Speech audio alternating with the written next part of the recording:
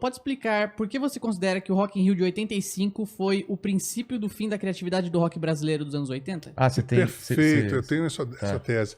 É muito boa essa pergunta. Qual é o nome dele?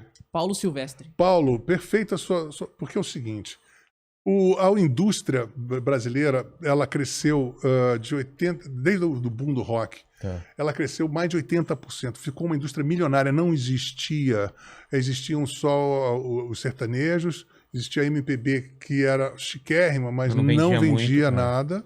E o popularzão? O popular era sertanejo, brega. era sertanejo que vendia. Ah, tá. Aí tinha o Nelson Ned, ainda tinha o Nelson Gonçalves no final da carreira dele. Mas a Maria Bethânia vendia bem, o Roberto Carlos. Mas era outro. Para você ter uma ideia, Paulo, quando eu fui trabalhar com a Marina, quando ainda era o esquema de MPB, não existia PA. Não? A cantora cantava com o microfone e a banda tocava sem no retorno, né? normal. Não existia show business, como nós entendemos. Entendi. O show business, a indústria, foi inventada nos anos 80 por causa do rock. Tá.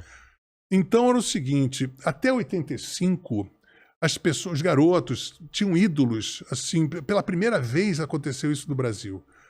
O cara, eu ouvia Legião Urbana, ele não queria ouvir Joy Division, ele não queria ouvir The Police, ele queria ver o Renato, ele queria ver a Legião Urbana, ou queria ver o Paralamas, o Titãs, o Ronaldos, o Capital, Barão, etc. Era fã-clube daquela banda. Então era uma cultura inédita no Brasil, em que as bandas brasileiras elas tinham mais o preferencial do que uma banda gringa. Exatamente. O garotão que consumia, ele queria ouvir aqueles caras.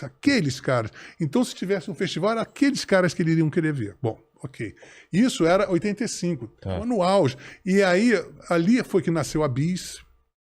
E ali nasceu a Bis, da editora Bis, Abril, e foi justamente começou a derrocada porque começou a ter um culto de que o gringo era melhor.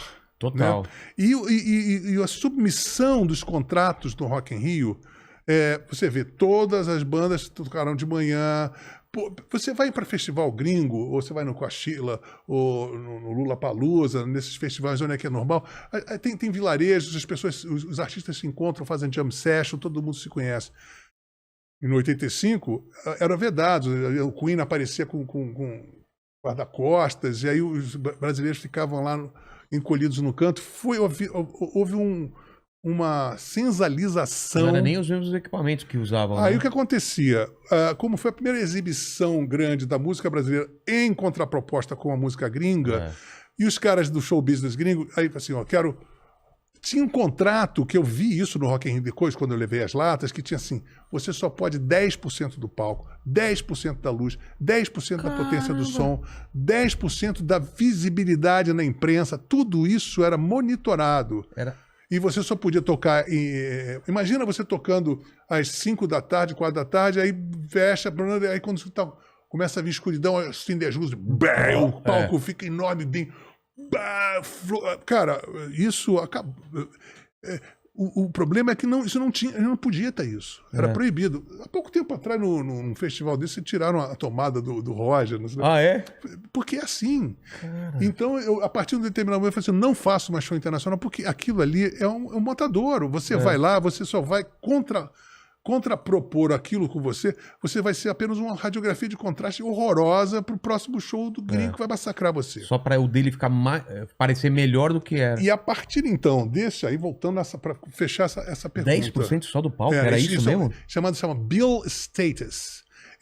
Isso é uma regra internacional não sei se existe até hoje, para bandas de língua inglesa. Então tinha uma máfia do show business internacional resguardando, né?